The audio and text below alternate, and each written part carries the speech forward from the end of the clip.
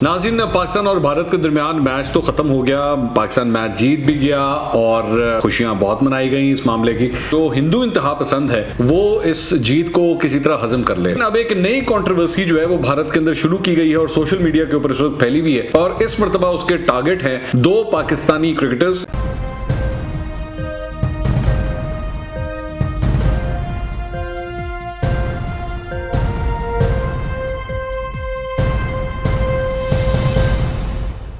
अस्सलाम वालेकुम नाज़रीन, मैं हूं मंसूर अली खान। अपने YouTube चैनल के ऊपर आपको खुश आमदीद कहूँगा। सबसे पहले आपसे दरख्वास्त के चैनल को सब्सक्राइब करना मत भूलिएगा और बेल आइकन ज़रूर प्रेस कीजिएगा। नाज़रीन, पाकिस्तान और भारत के दरमियान मैच तो ख़त्म हो गया। पाकिस्तान मैच जीत भी गया और खुशियाँ बहुत मनाई गई इस मामले की। लेकिन ऐसा कैसे हो सकता है कि जो हिंदू इंतहा पसंद है वो इस जीत को किसी तरह हजम कर ले। उनकी तो कोशिश है कि मामले को किसी ना किसी तरह जो है उसमें रंग में भंग डाली जाए, मामले को ख़राब किया जाए, इसे हिंदू मुस्लिम रंग दे दिया जाए कि जनाब ये हिंदू और मुस्लिम आपस में किसी किस्म की कोई पता नहीं जंग लड़ रहे थे या क्या था। पहले मैंने आपको अपने पिछले वीलॉग के अंदर भी बताया कि इनके जो साबिक क्रिकेटर्स हैं, चाहे वो वरिंदर सहवाग हों या और बाकी चंद क्रिकेटर्स हों, वो किस तरह इसको एक गलत रंग देने की कोशिश कर रहे हैं। लेकिन होना कुछ नहीं है, उसका फ़ायदा कोई नहीं, क्योंकि जो थोड़ी सी अकल बूझ रखते हैं, जो थोड़ी सी समझ रखते हैं, वो इन फजूल बातों के ऊपर जो है अपना वक्त ज़ाया नहीं करते।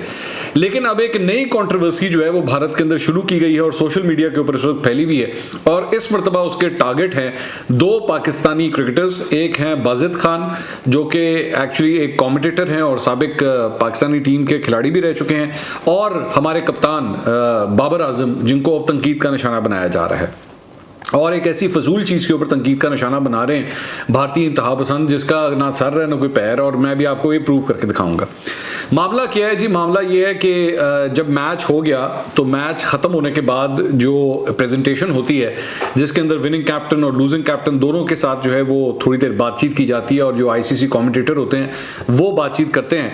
तो बाजिद खान जो है वो आईसीसी के एक ऑफिशियल कमेंटेटर हैं, उन्होंने कमेंट्री भी की थी मैच के दौरान। और बाय द वे ज़्यादा लोग जो नहीं जानते, बाजिद खान जो है वो माजिद खान साहब जो पाकिस्तान क्रिकेट टीम का एक बहुत बड़ा लेजेंड हैं, उनके साहबजादे हैं और वो ऑफिशियल कमेंट्री के फ़राइज़ सरअंजाम दे रहे थे इस मैच के दौरान भी और इस मैच के बाद भी।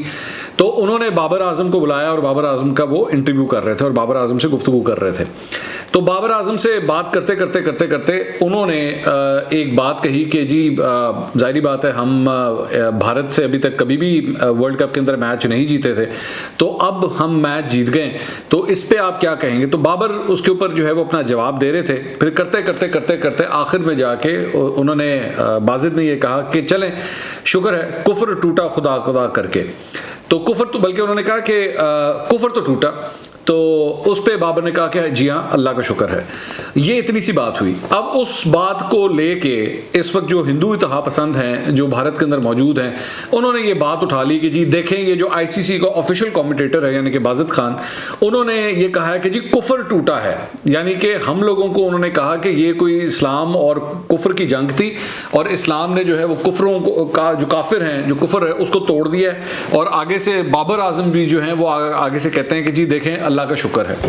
अब ये इतनी को फजूल बात है, इतनी को बेवकूफ़ों वाली बात है। वो ये होता है ना कि जब आप पढ़े लिखे ना हो, जाहिल हो, आपने कभी एजुकेशन हासिल ना की हो, तो फिर आपको क्या पता कि ये एक मुहावरतन ये बात कही जाती है कि जी अगर कोई चीज़ ना हो रही हो, जो चीज़ सदियों से कोशिश की जा रही है, वो काम नहीं हो पा रहा, तो उसको ये कहा जाता है कि जी कुफ्र टूटा खुदा खुदा करके। और इतनी सी बात थी कि उन्होंने उस मुहावरे का एक जुमला जो है वो वहाँ पे इस्तेमाल किया और उसको जो है वो जो हिंदू इंतहा पसंद है भारत के अंदर, वो इसको एक अलग ही शक्ल देने की कोशिश कर रहे हैं। अब मैं आपको यहाँ पे बताऊंगा कि ये कितने बेवकूफ़ हैं कि ये एक्चुअली ये लफ्ज़, ये जुमला आया कहाँ से है, ये भी मैं अब आपको समझा देता हूँ ताकि इनकी ज़रा अकल जो है वो ठिकाने लगे। ये जनाब ये शायर हैं पंडित दया शंकर नसीम, और पंडित दया शंकर नसीम जो थे ये 1811-12 के अंदर जो है इनकी पैदाइश हुई थी और 1844 में 32 साल की उम्र के अंदर वो इस दुनिया से चले गए थे, वफात पा गए थे। लखनऊ से इनका ताल्लुक था और बड़े मशहूर शायर थे, ये अपनी शायरी किया करते थे। तो इनका एक शेर है ये, बेसिकली वो शेर क्या है कि लाए इस बुत को इल्तिजा करके, कुफ्र टूटा खुदा खुदा करके। ये बेसिकली ये शेर है, उस शेर का ये एक मिसरा है जिसे अक्सर इस्तेमाल किया जाता है, उर्दू लैंग्वेज के अंदर अक्सर इस्तेमाल किया जाता है कि कोई काम ना हो रहा हो, कुछ आप करने की कोशिश कर रहे हो, बड़ी उसकी जो है वो हर मुमकिन कोशिश की जा रही हो, तो वो जब ना हो रहा हो तो तब उसके लिए ये इस शेर में से ये मिसरा इस्तेमाल होता है कि जी कुफर टूटा खुदा खुदा करके।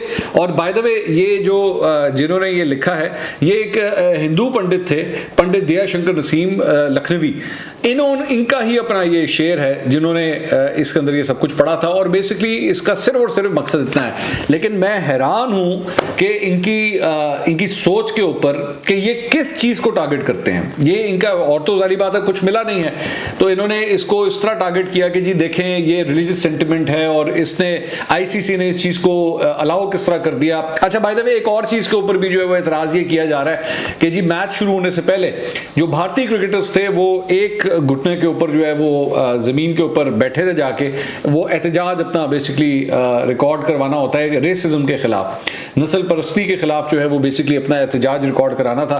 तो पाकिस्तानी क्रिकेटर्स जो हैं उन्होंने दिल के ऊपर हाथ रखे थे और दिल के ऊपर हाथ रख के जो अपना एहतजाज रिकॉर्ड कराया था। इसके ऊपर भी पाकिस्तानी क्रिकेटर्स को जो है वो निशाना बनाने की कोशिश की जा रही है कि आपने वो क्यों नहीं किया जो भारतीय क्रिकेटर्स ने किया। अब मैं इनकी सोच के बारे में हैरान हूं कि आप ये सोचिए कि ये किस किस्म, ये है वो दिमाग, ये है वो ज़हनियत जो कभी भी इन दो मुल्कों को जो है ना करीब नहीं आने देती। और इसी का जिक्र जो है वो कायद आज़म मोहम्मद अली जिन्ना ने किया था कि जब तक ऐसे दिमाग दोनों साइड्स के ऊपर, यहाँ पे भी मौजूद हैं, यहाँ पे भी मौजूद हैं जो हर चीज़ को बिला वजह ट्विस्ट करते हैं, वहाँ पर भी मौजूद हैं जो हर चीज़ को ट्विस्ट करते हैं और ये फिर मुस्लिम हिंदू फसादात कराने की कोशिश करते हैं।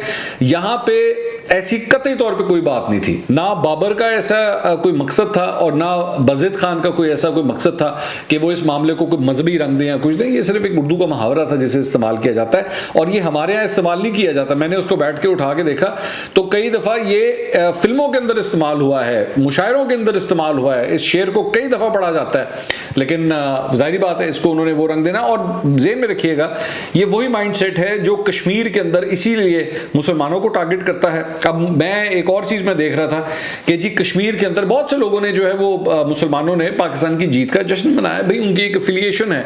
देखें वो ऐसे लोग हैं कश्मीर के अंदर रहते हैं, मैं खुद अभी पिछले दिनों में आज़ाद कश्मीर से होके आया था तो वहाँ पे बेतहाशा फैमिलीज हैं जिनकी फैमिली लिंक्स हैं मकबूजा कश्मीर की तरफ, उनकी आधी फैमिलीज वहाँ पे हैं, उनकी शादियाँ हुई हैं वहाँ पे, कई लोगों की शादियाँ यहाँ पे हुई हुई हैं, तो वो पाकिस्तान के साथ उनकी एफिलिएशन है। आप चाहे लाख उनको कहें, आप उनको कुछ भी कहें, वो पाकिस्तान की जीत को एंजॉय करेंगे।